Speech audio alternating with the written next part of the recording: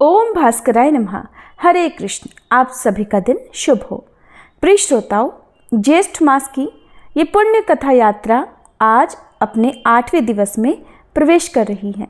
समय के साथ ये कथा अब केवल शब्दों का संग नहीं रही, ये आत्मा की परिक्रमा बन गई है। 8 दिन तक आप जिस श्रद्धा और धैर्य से इस रथ पर आरूढ़ रहे, वह अपने आप में एक तप है। ऐसा तप जो केवल सुनने का नहीं, अनुभव का है।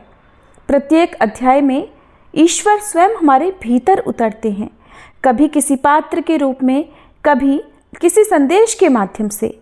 और जो श्रोता अंत तक साथ निभाते हैं, उन्हें ही वह अमृत रूपी सार प्राप्त होता है, जो केवल और केवल भक्ति से मिलता है, तर्क से नहीं। तो आइए 8वें दिन की इस पावन कथा को भी उसी श्रद्धा से सुने जैसे किसी तीर्थ का अंतिम स्नान हो, क्योंकि कौन जाने आज की कथा ही वो मोड़ हो जहाँ जीवन का उत्तर मिल जाए। आइए शुभारंभ करते हैं आज के अध्याय का। ठाकुर सिलपिल्ले भगवान की एक भक्त थी राजकन्या जिसका नाम चंद्रलेखा था। रहती तो राजमहल में थी, लेकिन हर प्रकार के विषय सुखों से उन्हें पूर्ण वैराग्य हो गया था। इनका विवाह बाल्यावस्था में ही एक राजकुमार के साथ निश्चित कर दिया गया, परंतु अभी गौना नहीं हुआ था। विवाह के बाद ही पत्नी को अपने माता पिता के घर से पहली बार जब पति अपने घर लेकर जाता है, तब उस रस्म को, उस परंपरा को गौना कहते हैं। गौना होने तक लड़की अपने माता पिता के घर में यानी अपने मायके में ही रहती है। तो उस राजकन्या का गौना नहीं हुआ था, इसलिए वो भी अपने माता पिता के साथ ही रहा करती थी। कन्या को यह नहीं पता था कि उसका विवाह तय हो चुका था। चंद्रलेखा के चित्त की वृत्तियां तो हर समय श्री सिलपिल्ले भगवान की सेवा में लगी रहती थी, जो उनके एक गुरुजी ने उन्हें प्रदान किए थे। राजकन्या को विवाह करने की इच्छा बिल्कुल नहीं थी, क्योंकि उनका हृदय तो वैराग्य के रंग से रंगा हुआ था। परंतु अब जब उनके पिता ने बाल्यावस्था में ही उनका विवाह निश्चित कर दिया, तो ये जानकर लोक लज्जा के कारण वो कुछ भी नहीं बोली, क्योंकि वो तो मन ही मन सिलपिल्ले भगवान को ही अपना सब कुछ, अपना पति परमेश्वर मान चुकी थी। जब उनकी विवाह के योग्य उम्र हो गई, तब विवाह हुआ और उसके बाद गौने की विदाई करने पतिदेव आए। अब विधाता का विधान देखिए, जिस युवक से राजकन्या का विवाह हुआ, वो और उसके परिवार के सभी लोग भक्ति से विमुख थे, कोई पूजा पाठ नहीं करते थे। राजा की बेटी थी, तो गुप्तचरों से उसे पता चल गया कि ये लड़का और उसके घर वाले सभी भक्ति विमुख हैं। किसी के मन में ठाकुर जी के प्रति न तो सम्मान है, न भक्ति है। अब विवाह और गौना हो चुका था, इसलिए घर वालों ने राजकन्या चंद्रलेखा को अपने पति के साथ विदा कर दिया। अपने ठाकुर जी को उन्होंने जिस पिटारी में रखा था, उसे हृदय से लगाए हुए चंद्रलेखा जी अपने पतिदेव के साथ ससुराल को जाने लगी। रास्ते में उनका पति उनके पास आया और वार्तालाप करके पति ने उनसे प्रेम करना चाहा, लेकिन राजकुमारी ने देखा कि ना तो इनके गले में तुलसी की माला है, न मुख में हरि नाम है, ना कोई भक्ति के लक्षण दिख रहे हैं। हृदय में सोचने लगी, हे प्रभु, हे ठाकुर जी, ये कैसे विमुख का संग हमें मिल गया। इस विषयी पुरुष का संग करने से, नास्तिक का संग करने से तो भक्ति की हानि होगी। तब चंद्रलेखा जी ने अपने पतिदेव से कहा, नहीं, हमारा स्पर्श मत करना। पतिदेव कहने लगे, स्पर्श क्यों ना करें, अरे आप हमारी पत्नी हैं। तब चंद्रलेखा ने कहा कि मैं रोगी हूँ, मेरे हृदय में एक ऐसा रोग है, अगर आपको लग गया तो आप किसी काम के नहीं रहोगे। मुझे छूना नहीं तो ये रोग तुम्हें भी लग जाएगा। अब उनके पतिदेव ने हैरान होकर पूछा कि ऐसा कौन सा रोग है आपको, जिस कारण हम आपको स्पर्श भी नहीं कर सकते। तब चंद्रलेखा ने कहा कि यदि आपको मुझसे बात करनी है, तो पहले अपने हृदय में भगवत भक्ति की चाहना करो, किसी संत का आश्रय लेकर भजन करो। जो भगवान और संत से विमुख है, मैं उसका स्पर्श कभी नहीं करूंगी। पतिदेव ने ठीक से देखा तो चंद्रलेखा जी के हृदय से लगी पिटारी दिखाई पड़ी, और उस पिटारी में विराजमान थे उनके सिलपिल्ले भगवान। पतिदेव ने सोचा कि लगता है इस पिटारी में ही कोई जादू है, और जब तक ये पिटारी इनके हृदय से लगी रहेगी, तब तक हमें हृदय से ये कैसे लगने नहीं देंगी। इसका मन पूजा पाठ की पिटारी में लगा है, इस पिटारी को ही लेकर इनसे अलग कर देना चाहिए।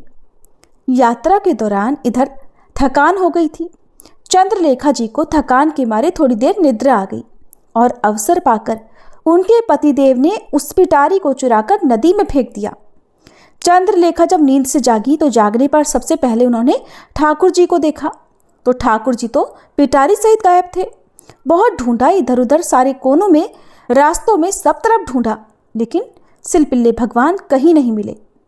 पहले ही चंद्रलेखा को भक्ति से विमुख पति मिलने का बड़ा दुख था और अब जिनका एकमात्र आसरा था वो ठाकुर जी भी कहीं नहीं दिखाई दिए। चंद्रलेखा ने तो मारे वियोग के अन्न जल का त्याग कर दिया और कहने लगी, जब तक मेरे सिलपिल्ले ठाकुर नहीं मिल जाते मैं तब तक अन्न जल ग्रहण नहीं करूंगी। उनके पति ने उन्हें तरह तरह से प्रसन्न करना चाहा, बहुत समझाया, लेकिन जिनके सर्वस्व, जिनके ठाकुर जी, जिनका सब कुछ जिनसे छीन लिए गए हों, फिर भला वो प्रसन्न कैसे रह सकते हैं। व्याकुल होकर चंद्रलेखा जी रोने लगी। रोते रोते ही वो अपने पतिदेव के घर पहुंची। उनकी ऐसी हालत देखकर सासू ने पूछा कि ये क्यों रो रही है और बार बार तड़प तड़प कर भगवान का नाम क्यों ले रही है। पतिदेव ने बताया, माँ जी, रास्ते में जब मैंने इन्हें स्पर्श करने की कोशिश की तब इन्होंने कहा कि भगवान से विमुख व्यक्ति का स्पर्श हमें पसंद नहीं और यदि मुझे स्पर्श करना है तो पहले अपने हृदय में भगवान की भक्ति धारण करो।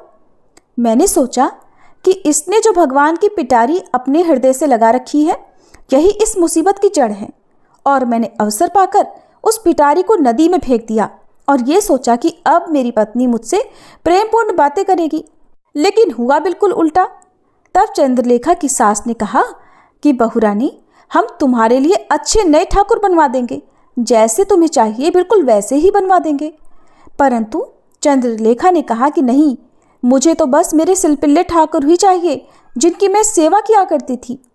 सास ने बहुत समझाया और अपने हाथ से नई नवेली दुल्हन को भोजन कराने लगी, परंतु खाने की तो क्या बात, उसे उन लोगों से बोलना भी अच्छा नहीं लग रहा था। चंद्रलेखा उच्च कोटि की भक्ता थी। उन्होंने कभी भी अपनी सास से नहीं कहा कि ये सब अनर्थ मेरे पतिदेव के कारण हुआ है, बल्कि वो तो यही कहती रही कि मुझसे ही कोई अपराध हो गया होगा, इसलिए प्रभु मुझे छोड़कर चले गए। जैसे राजा दशरथ ने कैकेयी को कभी दोष नहीं दिया, उन्होंने हमेशा यही कहा कि मेरे पूर्व के किसी पाप के कारण सीताराम जी से वियोग हुआ है, इसमें कैकेयी का कोई दोष नहीं। और सच्चे भक्त की यही तो पहचान होती है कि वो कभी किसी पर दोषारोपण नहीं करते। चंद्रलेखा की सासू ने सोचा कि इसने तो अन्न जल त्याग दिया है और यदि ये मर गई तो फिर हम इसके घर वालों को भला क्या जवाब देंगे। तब ससुराल वालों ने कहा कि हम सब तेरे पांव पड़ते हैं, अब तू जैसा चाहेगी, जैसा कहेगी हम वैसा ही करेंगे। चंद्रलेखा जी ने कहा, ठीक है, तो फिर आप हमें वहीं लेकर चलो जहां पर मेरे प्राण प्यारे सिलपिल्ले भगवान को नदी में मेरे पतिदेव डालकर आए थे। अब घरवाले चंद्रलेखा जी को लेकर नदी किनारे गए जहां जल में पिटारी फेंकी गई थी। पतिदेव ने कहा कि यही वो जगह है जहां उस पिटारी को हमने फेंका था। अपने सिलपिल्ले भगवान को याद करते ही चंद्रलेखा जी को तो मानो चक्कर सा आ गया और वह मूर्छित होकर धरती पर ही गिर पड़ी। किसी तरह मूर्छा दूर हुई और उनके नेत्रों से आंसुधारा बहने लगी और वह बड़े दुखी स्वर से अपने प्राणनाथ सिलपिल्ले भगवान को पुकारने लगी। सोचने लगी कि मैं जिनकी सेवा इतने प्रेम से करती थी, जिनका मैं इतना ख्याल रखती थी, वो पानी में फेंक दिए गए हैं। न जाने वो किस हाल में होंगे। हाँ मेरे सिलपिल्ले भगवान, हाँ मेरे ठाकुर जी। इस तरह से चंद्रलेखा जी बार बार करुण विलाप करने लगी। अब भगवान तो हमेशा अपने भक्तों के वश में रहते हैं। सच्चे भक्त भला पुकारे और भगवान ना आए, ऐसा तो हो ही नहीं सकता। जिस तरह आसपास चुंबक होने पर लोहा उसकी ओर खींचा चला जाता है, ठीक वैसे ही भक्तिवश भगवान भी चंद्रलेखा जी की ओर खींचे चले आए। भक्ता चंद्रलेखा की दीन पुकार सुनते ही पानी में से निकलकर सिलपिल्ले भगवान दौड़कर उनके हृदय से आ लगे और उनके साथ साथ ही वो पिटारी भी आ गई। उस भक्ता के पतिदेव, सास और ससुर, उन सब ने जब ऐसा चमत्कार देखा, देखकर वे तो बड़े आश्चर्यचकित रह गए और फिर वे बड़े प्रभावित भी हुए। उन भक्ता ने अपनी भक्ति से उन सब भगवान से विमुख लोगों को भगवान का ही भक्त बना दिया। अब वे सभी कहने लगे कि हम सबके तो भाग्य जग गए जो ऐसी बहू घर पर आई। अब वे सभी भगवान और संतों की सेवा में लग गए। इस तरह किसी भी प्रकार क्यों ना हो, एक भक्त के संग से सारा परिवार भगवान की भक्ति में लगकर अंत में भवसागर से तर गया। प्रेम से बोलिए सिलपिल्ले भगवान की जय। राजकन्या चंद्रलेखा जी की जय। अब सुनिए आज का अध्याय। देवर्षि नारद जी ने पूछा, हे भगवान, गोकुल में यशोदा भवन के भीतर श्री कृष्ण को रखकर जब वसुदेव जी ने अपने घर को प्रस्थान किया, तब नंदराय जी ने किस प्रकार पुत्रोत्सव मनाया? श्री कृष्ण ने वहां रहकर क्या किया? वे कितने वर्षों तक वहां रहे? प्रभु, आप उनकी बाल क्रीड़ा का, बाल लीलाओं का क्रमशः वर्णन कीजिए। पूर्व काल में गोलोक में श्री राधा के साथ भगवान ने जो प्रतिज्ञा की थी, वृंदावन में उस प्रतिज्ञा का पालन उन्होंने किस प्रकार किया? प्रभु, उस समय भूतल पर वृंदावन का स्वरूप कैसा था? उनका रास मंडल कैसा था? वो सब भी बताइए। रास क्रीड़ा और जल क्रीड़ा का विस्तार पूर्वक वर्णन कीजिए। नंद जी ने कौन सी तपस्या की थी? यशोदा और रोहिणी ने कौन सा तप किया था? श्री हरि से पहले हलधर का जन्म कहाँ हुआ था? श्री हरि का अर्थात श्री कृष्ण का अपूर्व आख्यान अमृत खंड के समान माना गया है। विशेषतः कवि के मुख में श्री हरि चरित्रमय काव्य पद पद पर नया प्रतीत होता है। प्रभु, आपने ही ये वर्णन किया है कि आप दोनों नर और नारायण श्री हरि के चरणों में विलीन हो गए थे। उनमें भी आप ही साक्षात गोलोक के अंश हैं, इसलिए उनके ही समान महान भी हैं, इसलिए आप उनका भी वर्णन कीजिए। भगवान नारायण बोले, हे नारद, ब्रह्मा, शिव, शेष, गणेश, कूर्म, धर्म, मैं, नर तथा कार्तिकेय ये 9 श्री कृष्ण के अंश हैं। अहो, उन गोलोकनाथ की महिमा का वर्णन भला कौन कर सकता है, जिन्हें स्वयं हम भी नहीं जानते और न वेद ही जानते हैं। फिर दूसरे विद्वान क्या जान सकते हैं?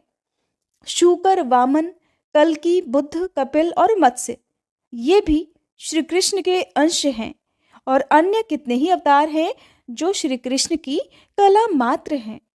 फिर भी हे ब्राह्मण सुनो, मैं तुमसे यशोदा, नंद और रोहिणी के तप का वर्णन करता हूँ, जिसके कारण उन्होंने श्री कृष्ण का मुंह देखा था। वसुओं में श्रेष्ठ तपोधन द्रोण नंद नाम से इस धरातल पर अवतरित हुए थे। उनकी पत्नी जो तपस्विनी धरा थी, वे ही सती साध्वी यशोदा हुई थी। सर्पों को जन्म देने वाली नाग माता कद्रु ही रोहिणी बनकर इस भूतल पर प्रकट हुई थी। उनके जन्म और चरित्र का वर्णन करता हूँ, ध्यान से सुनो। एक समय की बात है, पुण्यदायक भारतवर्ष में गौतम आश्रम के पास में ही गंधमादन पर्वत पर धरा और द्रोण ने कठिन तपस्या आरंभ की। मुने, उनकी तपस्या का एकमात्र उद्देश्य था भगवान श्री कृष्ण का दर्शन। सुप्रभा के निर्जन तट पर 10,000 वर्षों तक वे वसु दंपत्ति तपस्या में लीन रहे, परंतु उन्हें श्री हरि के दर्शन प्राप्त नहीं हुए। तब वे दोनों वैराग्यवश अग्नि कुंड का निर्माण करके उसमें ही प्रवेश करने को तत्पर हो गए। उन दोनों को मरने के लिए उत्सुक देखकर वहां आकाशवाणी हुई, वसुश्रेष्ठ, तुम दोनों दूसरे जन्म में भूतल पर अवतीर्ण होकर गोलोक में अपने पुत्र के रूप में श्री हरि के दर्शन करोगे। योगियों को भी उन भगवान का दर्शन होना अत्यंत कठिन है। बड़े बड़े विद्वानों के लिए भी ध्यान के द्वारा उन्हें वश में कर पाना असंभव है। वे ब्रह्मादि देवताओं के भी वंदनीय हैं। यह आकाशवाणी सुनकर धरा और द्रोण सुखपूर्वक अपने घर को चले गए और भारतवर्ष में जन्म लेकर फिर उन्होंने श्री हरि के मुखारविंद के दर्शन किए। इस प्रकार यशोदा और नंद का चरित्र तुमसे कहा गया। अब देवताओं के लिए भी परम गोपनीय रोहिणी का चरित्र भी सुनो।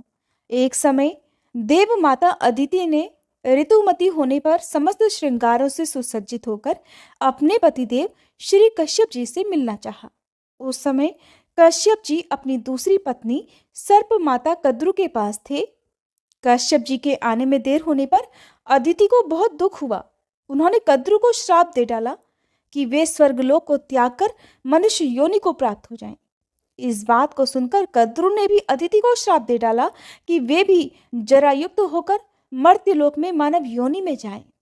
इस प्रकार दोनों एक दूसरे के श्रापग्रस्त होने पर कश्यप जी ने कद्रु को सांत्वना देकर समझाया कि तुम मेरे साथ मर्त्यलोक में जाकर श्री हरि के मुख कमल का दर्शन प्राप्त करोगी। फिर कश्यप जी ने अदिति के घर जाकर उनकी भी इच्छा पूर्ण की। उसी ऋतु से देवराज का जन्म हुआ। इसके बाद अदिति ने देवकी के रूप में, कद्रु ने रोहिणी के रूप में और कश्यप जी ने श्री कृष्ण के पिता अर्थात श्री वसुदेव जी के रूप में जन्म ग्रहण किया। हे मुने, ये सारा गोपनीय रहस्य बताया गया। अब अनंत अप्रमेय और सहस्त्रों मस्तक वाले भगवान बलदेव जी के जन्म का वृतांत भी सुनो। साध्वी रोहिणी वसुदेव जी की प्रेयसी भार्या थी अर्थात पत्नी थी। मुने, वे वसुदेव जी की आज्ञा से संकर्षण की रक्षा करने के लिए गोकुल में चली गईं। कंस से भयभीत होने के कारण वहां से उन्हें भागना पड़ा था। उन दिनों योग माया ने श्री कृष्ण की आज्ञा से देवकी के 7वें गर्भ को रोहिणी के उदर में स्थापित कर दिया था। उस गर्भ को स्थापित करके वे देवी तत्काल ही कैलाश पर्वत को चली गई। कुछ दिनों के बाद रोहिणी नंद भवन में श्री कृष्ण के अंश स्वरूप पुत्र को जन्म दिया। उसकी अंग कांति तपाए हुए सोने के समान गौर थी और वह बालक साक्षात ईश्वर था। उस बालक के मुख पर मंद हास्य की मनोहर छटा और प्रसन्नता छा रही थी। वह ब्रह्म तेज से प्रकाशित हो रहा था। उसके जन्म मात्र से ही देवताओं में महान आनंद छा गया। स्वर्गलोक में दुंदुभी, आनक और मुरज आदि दिव्य बाजे बज उठे। आनंद मगन हुए देवता शंख ध्वनि के साथ जय जयकार करने लगे। फिर नंद का हृदय भी हर्ष से भर उठा। उन्होंने ब्राह्मणों को बहुत सारा धन दिया। धाये ने आकर बालक की नाल काटी और उसे स्नान कराया। समस्त आभूषणों से विभूषित गोपियां अब जय जयकार करने लगी। अपने पुत्र का उत्सव तो हर कोई मनाता है, लेकिन नंद जी ने बड़े आदर के साथ उस पराये पुत्र के लिए भी महान उत्सव मनाया। यशोदा जी ने गोपियों और ब्राह्मणियों को प्रसन्नता पूर्वक भरपूर धन का दान किया। तरह तरह के द्रव्य, सिंदूर और तैल आदि प्रदान किए। हे वत्स, इस प्रकार मैंने तुमसे नंद और यशोदा जी के तप का प्रसंग कह सुनाया, हलधर के जन्म की कथा कही और रोहिणी जी के चरित्र को सुनाया। अब तुम्हें जो अभीष्ट है वह नंद पुत्रोत्सव का प्रसंग भी सुनो, जो कि सुखदायक, मोक्षदायक और जन्म, मृत्यु और जरावस्था का निवारण करने वाला है। श्री कृष्ण का मंगलमय चरित्र वैष्णवों का जीवन है। वसुदेव जी ने श्री कृष्ण को नंद भवन में लाकर रख दिया और उनकी कन्या को गोद में लेकर वे हर्षपूर्वक अपने घर को लौट आए। ये प्रसंग तथा उस कन्या का श्रवण सुखद चरित्र पहले ही कहा जा चुका है। अब गोकुल में जो श्री कृष्ण की मंगलमयी लीला प्रकट हुई उसे बताता हूँ, सुनो। जब वसुदेव जी अपने घर को लौट गए तब जया तिथि अष्टमी से युक्त उस विजयपूर्ण मंगलमय सूतिकागार में नंद और यशोदा जी ने देखा कि उनका पुत्र धरती पर पड़ा हुआ है। वह नग्न बालक बड़ा सुंदर दिखाई देता था। उसकी दृष्टि घर के शिखर भाग की ओर लगी हुई थी और उस बालक का मुख शरतकाल की पूर्णिमा के चंद्रमा को भी लज्जित कर रहा था। दोनों नेत्र नील कमल की शोभा को भी छीन लेते थे। वह कभी रोता तो कभी हंसने लगता था। उसके श्री अंगों में धूल के कण लगे हुए थे। उसके दोनों हाथ धरती पर टिके हुए थे और युगल चरणारविंद प्रेम के पुंज से जान पड़ते थे। उस दिव्य बालक श्री हरि को देखकर पत्नी सहित नंद जी को बड़ी प्रसन्नता हुई। फिर धाई ने ठंडे जल से उस बालक को नहलाया और उसकी नाल काट दी। उस समय गोपियां हर्ष से जय जयकार करने लगी। ब्रज की सारी गोपिकाएं, बालिका और युवतियां भी ब्राह्मण पत्नियों के साथ सूतिकागार में आई। उन सब ने आकर बालक को देखा और प्रसन्नतापूर्वक उसे भरपूर आशीर्वाद दिया। नंद नंदन की भूरी भूरी प्रशंसा करती हुई वे उन्हें अपनी गोद में ले लेती थीं। उनमें से तो कितनी ही गोपियां रात में वहीं रह गई, अपने घर गई ही नहीं। नंद जी ने वस्त्र सहित स्नान करके फिर धुली हुई धोती और चादर धारण कर ली। फिर खूब प्रसन्न होकर परंपरागत विधि का पालन किया। ब्राह्मणों को भोजन करवाया, उनसे मंगल पाठ करवाया, तरह तरह के बाजे बजवाए और बंदीजनों को धन दान किया। फिर नंद जी ने आनंद पूर्वक ब्राह्मणों को धन दिया। उत्तम रत्न, मूंगे और हीरे भी आदर पूर्वक उन्हें दिए।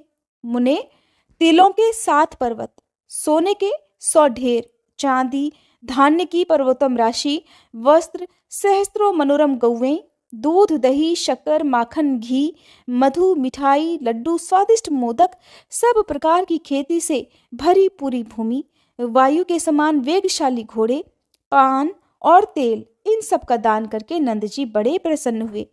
उन्होंने सूतिकागार की रक्षा करने के लिए ब्राह्मणों को नियुक्त कर दिया। मंत्रज्ञ मनुष्यों और बड़ी बूढ़ी गोपियों को लगा दिया। उन्होंने ब्राह्मणों द्वारा वेदों का पाठ कराया, एकमात्र मंगलमय हरिनाम का कीर्तन कराया और देवताओं की पूजा भी करवाई। युवती और बड़ी बूढ़ी ब्राह्मण पत्नियां बालक बालिकाओं को साथ लेकर मुस्कुराती हुई नंद भवन में आई। नंदराय जी ने उनको भी तरह तरह के धन और रतन दिए। ज्योतिष शास्त्र के विशेषज्ञ, विविध ज्योतिषी, जिनकी वाणी सिद्ध थी, जिनकी वाणी सदा सत्य रहती थी, हाथ में पुस्तकें लिए नंद मंदिर में पधारे। नंद जी ने उन्हें नमस्कार करके बड़ी प्रसन्नता के साथ उनके सामने अपनी विनय प्रकट की। उन सब ने आशीर्वाद दिए और उस उत्तम बालक को देखा। इस प्रकार ब्रजराज नंद ने सामग्री एकत्र करके अपने पुत्र का उत्सव मनाया। ज्योतिषियों द्वारा शुभाशुभ भविष्य का प्रकाशन करवाया। वह बालक फिर नंद भवन में शुक्ल पक्ष के चंद्रमा की तरह दिनों दिन बढ़ने लगा। श्री कृष्ण और हलधर दोनों ही माता का स्तनपान करते थे। मुने वहां नंद के पुत्रोत्सव में प्रसन्न हुई रोहिणी देवी ने आई हुई स्त्रियों को प्रसन्नतापूर्वक तेल, सिंदूर और तांबूल प्रदान किए। वे सब बालक के सिर पर आशीर्वाद देकर अपने अपने घर को चली गईं। केवल यशोदा, रोहिणी और नंद जी यही उस घर में हर्षपूर्वक रहे। भगवान नारायण कहते हैं, नारद, एक दिन राजसभा में स्वर्ण सिंहासन पर बैठे हुए कंस को बड़ी मधुर आकाशवाणी सुनाई दी। ओ महामूढ़, क्या कर रहा है? अपने कल्याण का उपाय सोच। तेरा काल तो धरती पर उत्पन्न हो ही चुका है। वसुदेव ने माया से तेरे शत्रुभूत बालक को नंद जी के हाथों में दे दिया और उनकी कन्या लाकर तुझे सौंप दी। यह कन्या माया का अंश है और वसुदेव के पुत्र के रूप में साक्षात श्री हरि अवतीर्ण हुए हैं। वे ही तेरे प्राण हरेंगे। इस समय गोकुल के नंद मंदिर में उनका पालन पोषण हो रहा है। देवकी का 7वां गर्भ भी स्खलित या मृत नहीं हुआ है। योग माया ने उस गर्भ को रोहिणी के उदर में स्थापित कर दिया था। उस गर्भ से शेष के अंशभूत महाबली बलदेव जी प्रकट हुए हैं। श्री कृष्ण और बलभद्र ये दोनों तेरे काल हैं और इस समय गोकुल के नंद भवन में पल रहे हैं। वह आकाशवाणी सुनकर राजा कंस का मस्तक झुक गया। उसे सहसा बड़ी भारी चिंता हो गई। उसने अनमने होकर भोजन भी त्याग दिया और प्राणों से भी बढ़कर प्रेयसी बहन सती साध्वी पूतना को बुलाकर उस नीतिज्ञ नरेश ने भरी सभा में इस प्रकार कहा। कंस ने कहा, हे पूतने, मेरे कार्य की सिद्धि के लिए गोकुल के नंद मंदिर में जाओ और अपने एक स्तन को विष से भरकर शीघ्र ही नंद के नवजात शिशु के मुख में दे दो। वत्से, तो मन के समान तेजी से चलने वाली माया शास्त्र में निपुण और योगिनी हो, इसलिए माया से मानवीय रूप धारण करके तुम वहां शीघ्र जाओ। तुम दुर्वासा से महामंत्र की दीक्षा लेकर कहीं भी जाने के लिए और सभी प्रकार का रूप धारण करने में समर्थ हो। नारद, ऐसा कहकर महाराज कंस उस राजसभा में मौन हो गया। इधर स्वेच्छाचारिणी पूतना कंस को प्रणाम करके वहां से चल दी। उसने एक परम सुंदरी नारी का रूप धारण कर लिया। उसकी अंग कांति तपाए हुए सोने के समान प्रकाशित हो रही थी। तरह तरह के आभूषणों से वो सुसज्जित थी। मस्तक पर मालती की माला से अलंकृत केशपाश धारण किए हुई थी। उसके ललाट में कस्तूरी की बेंदी से युक्त सिंदूर की रेखा शोभा पा रही थी। ब्रज में पहुंचकर पूतना ने मनोहर नंद भवन पर नजर डाली। वो दुर्लंघ्य और गहरी खाइयों से घिरा हुआ था। साक्षात विश्वकर्मा जी ने दिव्य प्रस्तरों अर्थात पत्थरों द्वारा उसका निर्माण किया था।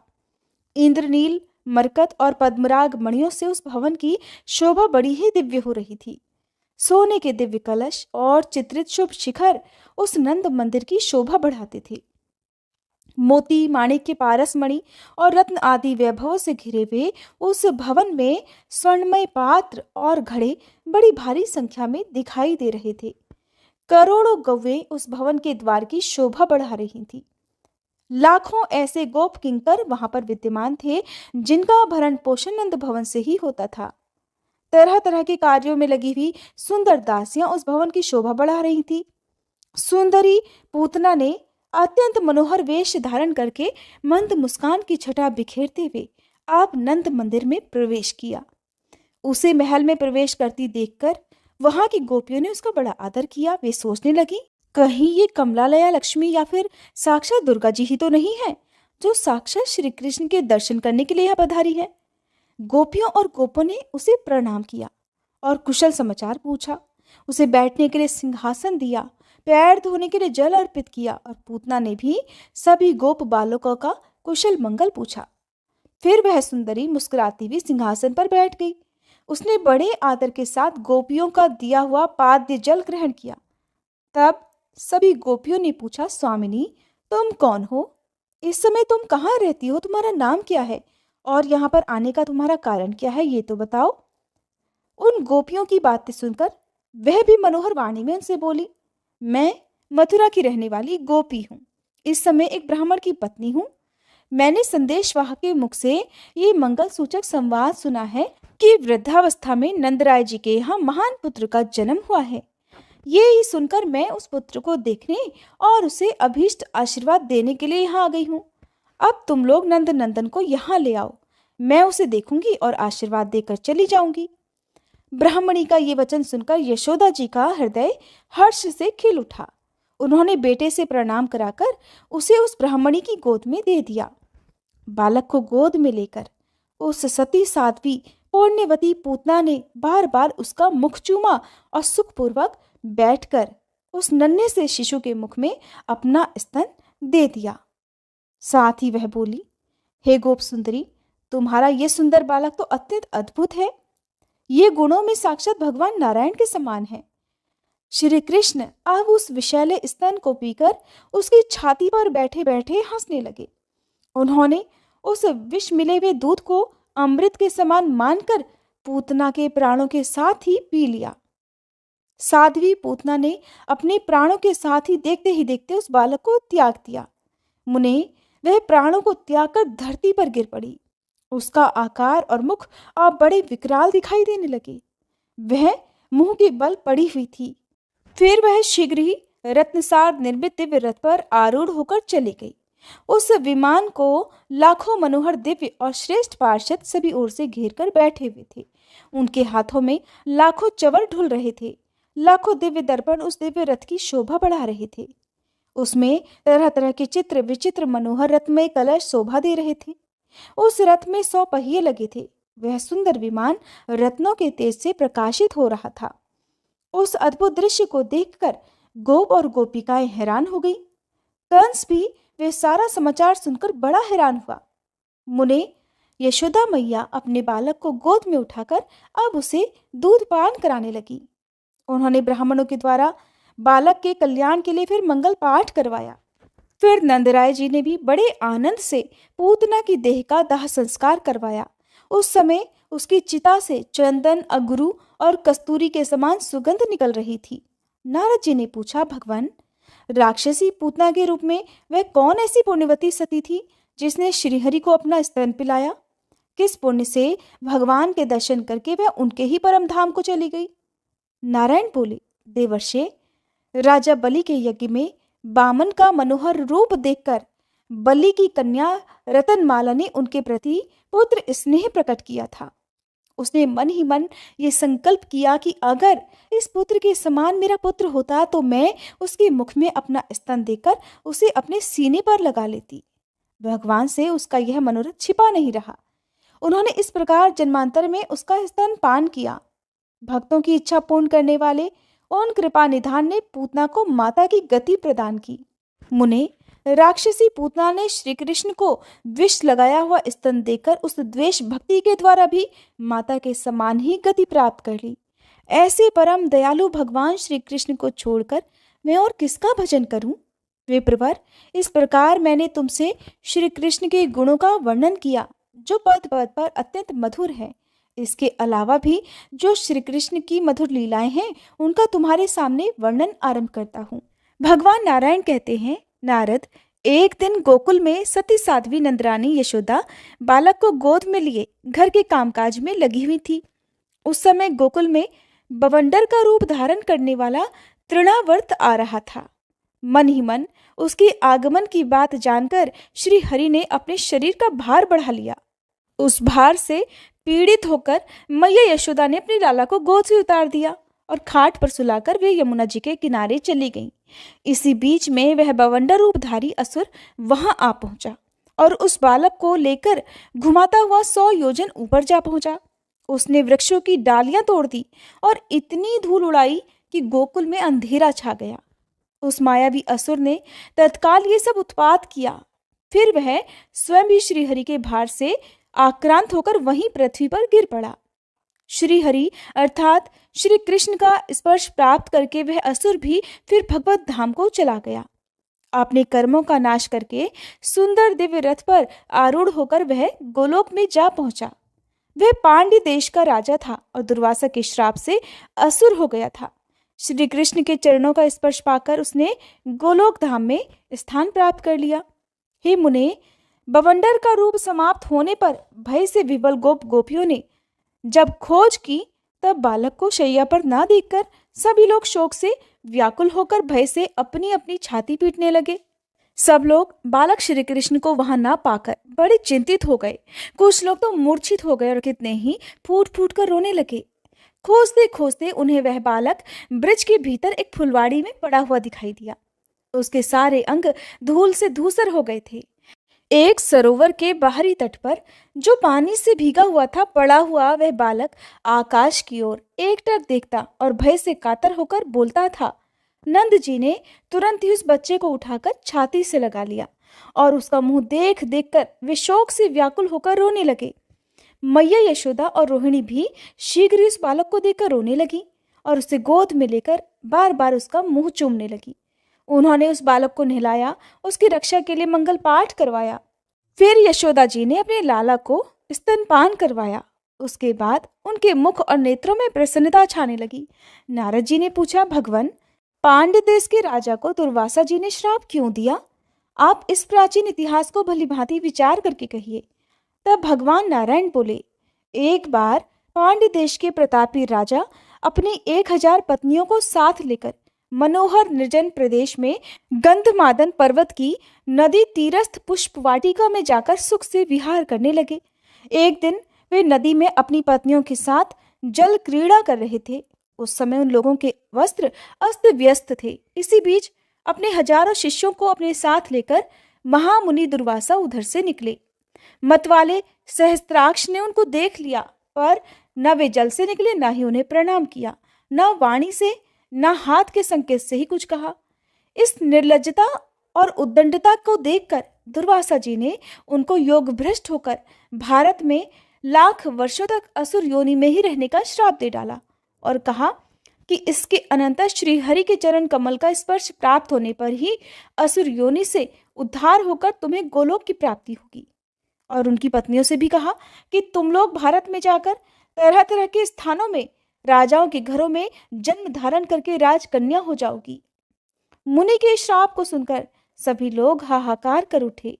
राजा सहस्त्राक्ष की पत्नियां करुण विलाप करने लगी।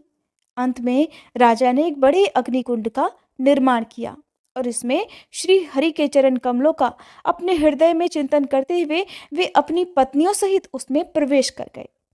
इस प्रकार वे राजा सहस्त्राक्ष तृणावर्त नामक असुर होने के बाद श्री हरि का स्पर्श पाकर उनके ही परम धाम में चले गए और उनकी रानियों ने भारतवर्ष में मनोवांछित जन्म ग्रहण किया। इस तरह श्री हरि का ये सारा उत्तम महात्म्य कहा गया। साथ ही मुनिवर दुर्वासा के श्रापवश असुर योनि में पड़े हुए पांड्य नरेश के उद्धार का प्रसंग भी सुनाया गया। अब जानिए यशोदा जी के घर गोपियों का आगमन और उनके द्वारा उन सब का सत्कार, शिशु श्री कृष्ण के पैरों की चोट से शकट का चूर चूर होना और श्री कृष्ण कवच का प्रयोग और महात्म्य का वर्णन। भगवान नारायण कहते हैं, हे देवर्षि, एक दिन नंद पत्नी यशोदा जी अपने घर में अपने भूखे बालक को गोद में लेकर उन्हें प्रसन्नता पूर्वक स्तनपान करा रही थी। उसी समय नंद मंदिर में बहुत सी गोपियां आई, जिनमें से कुछ बड़ी बूढ़ी थी और कुछ यशोदा जी की सखियां थी। इनके साथ और भी बालक बालिकाएं थे। उस दिन नंद जी के यहाँ आभ्युदिक कर्म का संपादन हुआ था। उसी अवसर पर गोपियों को अपनी ओर आता हुआ देखकर यशोदा जी ने अपने बालक श्री कृष्ण को, जिसका कि अभी पेट भरा भी नहीं था, शीघ्र ही शैया पर सुला दिया और स्वयं उठकर प्रसन्नता पूर्वक उन सभी को प्रणाम किया।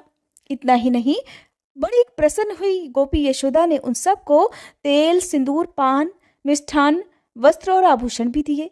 इसी बीच में माया के स्वामी भगवान श्री कृष्ण माया से भूखे बनकर अपने दोनों पैर ऊपर फेंक फेंक कर रोने लगे, जैसा कि अक्सर नन्हे शिशु किया करते हैं। मुने उनके पास ही गोरस के मटकों से भरा हुआ छकड़ा रखा हुआ था। श्री कृष्ण का एक पैर उससे जा लगा। विश्वंभर के पैर का आघात लगने से वह छकड़ा चूर चूर होकर टूट गया। उस छकड़े के टुकड़े टुकड़े हो गए। उसके टूटे हुए काठ वहीं पर बिखर गए। अब उसके अंदर भरा हुआ दही, दूध, माखन, घी और शहद धरती पर गिरकर बह चला। यह आश्चर्य देखकर भय से व्याकुल हुई गोपियां उस बालक के पास दौड़ी हुई आईं। उन्होंने देखा कि छकड़ा तो टूट चुका है और बालक उसकी बिखरी हुई लकड़ियों के अंदर दबा हुआ है। टूटे फूटे मटकों का समूह और बहुत सा गोरस अर्थात दूध, दही, घी, माखन भी वहां पर गिरा हुआ दिखाई दिया। लकड़ियों को दूर फेंककर भय से व्याकुल हुई यशोदा जी ने अपने नन्हे से बालक को गोद में उठा लिया। योग माया की कृपा से उस बालक के सारे अंग सुरक्षित थे, उसे कुछ भी नहीं हुआ था, बस वह तो भूख से व्याकुल हो रहा था। यशोदा जी ने अब अपने नन्हे से बालक को स्तनपान कराया और स्वयं उस घटना से डरकर फूट फूट कर रोने लगी। गोपों ने वहां खेलते हुए बालकों से पूछा कि अरे बालकों, ये छकड़ा कैसे टूटा है? इसके टूटने का यहाँ तो कोई कारण दिखाई नहीं देता। अचानक ये अद्भुत कांड कैसे घटित हो गया? उनकी बात सुनकर सब बालक बोले, हे गोपगणों, सुनो, अवश्य ही श्री कृष्ण के पैरों का धक्का लगने से ये छकड़ा टूटा है। बालकों की बात सुनकर गोप और गोपियां हंसने लगी। उन्हें उनकी बात पर बिल्कुल भी विश्वास नहीं हुआ। वो बोली, अरे बच्चों की बातें सच नहीं होती। तुरंत ही श्रेष्ठ ब्राह्मण वहां आए और उन्होंने उस बालक की रक्षा के लिए स्वस्ति वाचन किया। एक ब्राह्मण ने शिशु के शरीर पर हाथ रखकर कवच पढ़ा। हे विप्रवर, वह समस्त शुभ लक्षणों से युक्त कवच अब मैं तुम्हें बता रहा हूँ। वह यही कवच है जिसे पूर्व काल में श्री विष्णु के नाभि कमल पर विराजमान ब्रह्मा जी को भगवती योग माया ने दिया था। उस समय जल में शयन करने वाले त्रिलोकीनाथ विष्णु जल के भीतर नींद ले रहे थे। ब्रह्मा जी मधु कैटभ के भय से डरकर योग निद्रा की स्तुति कर रहे थे। उसी अवसर पर योग निद्रा ने उन्हें इस कवच का उपदेश किया था। योग निद्रा बोली, हे ब्राह्मण, तुम अपना भय दूर करो। जगतपते, जहाँ श्री हरि विराजमान है और मैं मौजूद हूँ, वहां तुम्हें भय किस बात का है? तुम यहाँ सुखपूर्वक रहो। श्री हरि तुम्हारे मुख की रक्षा करे, मधुसूदन मस्तक की, श्री कृष्ण दोनों नेत्रों की और राधिका पति नासिका की रक्षा करे। माधव दोनों कानों की, कंठ की और कपाल की रक्षा करें। कपोल की गोविंद और केशों की स्वयं केशव रक्षा करें। ऋषिकेश अधरोष्ट की, गदाग्रज दंत पंक्ति की, रासेश्वर रसना की और भगवान वामन तालु की रक्षा करें। मुकुंद तुम्हारे वक्ष स्थल की रक्षा करें। दैत्यसूदन उदर का पालन करें। जनार्दन नाभि की और विष्णु तुम्हारी ठोड़ी की रक्षा करें। पुरुषोत्तम तुम्हारे दोनों नितंबों और गुह्य भाग की रक्षा करें। भगवान जानकी ईश्वर तुम्हारे घुटनों की सदा रक्षा करें। नरसिंह सर्वत्र संकट में दोनों हाथों की और कमलोद्धव वराह तुम्हारे दोनों चरणों की रक्षा करें। ऊपर नारायण और नीचे कमलापति तुम्हारी रक्षा करें। पूर्व दिशा में गोपाल तुम्हारा पालन करें। अग्निकोण में दश मुख हंता श्री राम तुम्हारी रक्षा करें। दक्षिण दिशा में वनमाली, नैऋत्य कोण में बैकुंठ और पश्चिम दिशा में सतपुरुषों की रक्षा करने वाले स्वयं वासुदेव तुम्हारा पालन करें। वायव्य कोण में अजन्मा विष्टर श्रवा श्री हरि सदा तुम्हारी रक्षा करें। उत्तर दिशा में कमलासन ब्रह्मा अपने तेज से सदा तुम्हारी रक्षा करें। ईशान कोण में ईश्वर रक्षा करें। शत्रुजित सर्वत्र पालन करें। जल, थल और आकाश में तथा निद्रावस्था में श्री रघुनाथ जी रक्षा करें। हे ब्राह्मण, इस प्रकार परम अद्भुत कवच का वर्णन किया गया। पूर्व काल में मेरे स्मरण करने पर भगवान श्री कृष्ण ने कृपा पूर्वक मुझे इसका उपदेश दिया था। शुंभ के साथ जब निर्लक्ष्य, घोर और दारुण संग्राम चल रहा था, उस समय आकाश में खड़े होकर मैंने इस कवच की प्राप्ति मात्र से तत्काल उसे पराजित कर दिया था। इस कवच के प्रभाव से शुंभ धरती पर गिरा और मर गया। पहले सैकड़ों वर्षों तक भयंकर युद्ध करके जब शुंभ मर गया, तब कृपालु गोविंद आकाश में स्थित होकर कवच और माल्य देकर गोलोक को चले गए। मुने, इस प्रकार कल्पांतर का वृतांत कहा गया है। इस कवच के प्रभाव से कभी भी मन में भय नहीं होता। मैंने प्रत्येक कल्प में श्री हरि के साथ रहकर करोड़ों ब्रह्माओं को नष्ट होते देखा है।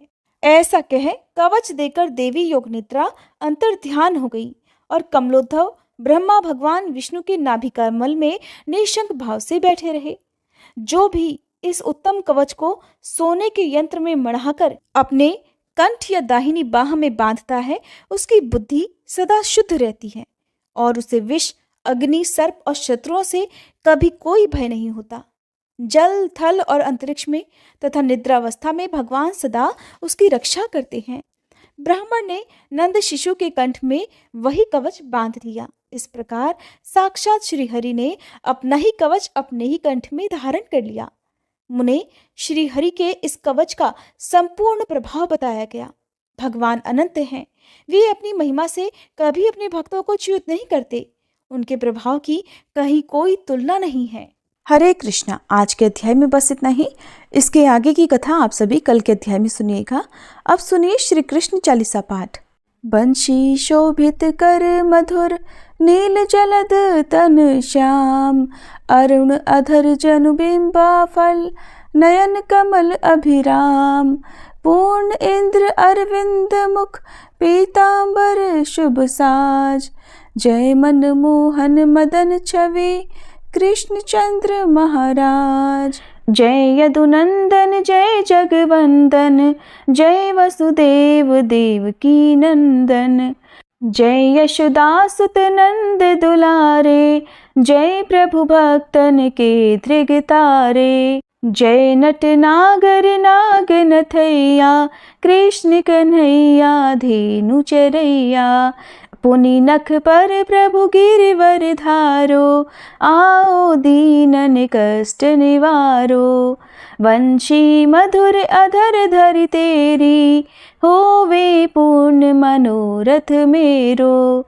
आओ हरि पुनि माखन चाखो, आज लाज भारत की राखो, गोल कपोल चिबुक अरुणारे, मृदु मुस्कान मोहिनी डारे, रंजित राजीव नयन विशाला, मोर मुकुट वैजंती माला, कुंडल श्रवण पीत पट आछे, कटी किंकणी काछन काछे, नील जलज सुंदर तन सोहे, छवि लखि सुर नर मुनि मन मोहे, मस्तक तिलक अलक घुंघराले, आओ कृष्ण बांसुरी वाले, करी पय पान पूत नहीं तार्यो, अका बका कागा सुर मार्यो, मधुवन जलत अग्नि जब ज्वाला, भय शीतल लखि तहि नंद लाला,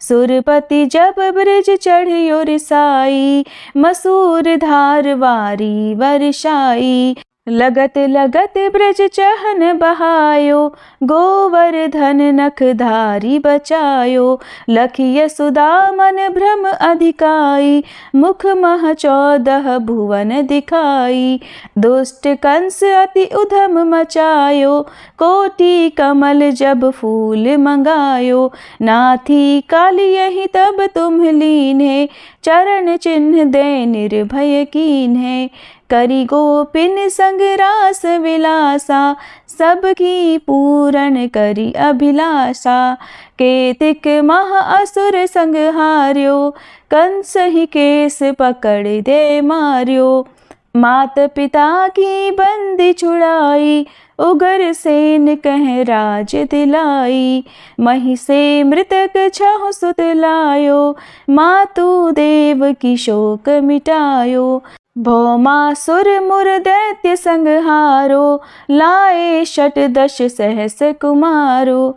दे भी नहीं तृण चीर संहारा, जरा सिंधु राक्षस कह मारा। असुर बकासुर आदिक मार्यो, भक्तन के तब कष्ट निवार्यो। दीन सुदामा के दुख टार्यो, तंदुल 3 मूठ मुख डार्यो। प्रेम के साग विदुर घर मांगे, दुर्योधन के मेवा त्यागे। लखी प्रेम की महिमा भारी, ऐसे श्याम दीन हितकारी। भारत के पारथ रथ हाके, लिए चक्र कर नहीं बल ताके। निज गीता के ज्ञान सुनाए, भक्तन हृदय सुधा वर्षाए। मीरा थी ऐसी मत वाली, विष पी गई बजा कर ताली। राना भेजा सांप पिटारी, शालिग्राम बने बनवारी। निज माया तुम विधि दिखायो, उरते संशय सकल मिटायो। तब शत निंदा करि तत्काला, जीवन मुक्त भयो शिशुपाला। जब ही द्रौपदी टेर लगाई, दीनानाथ लाज अब जाई। तुरत ही वसन बने नंदलाला, बढ़े चीर भय अरि मुँह काला। असनाथ के नाथ कन्हैया, डूबत भंवर बचावत नैया। सुंदर दास आस उरधारी, दया दृष्टि की जय बनवारी। नाथ सकल मम कुमति निवारो, क्षमहु बेगी अपराध हमारो।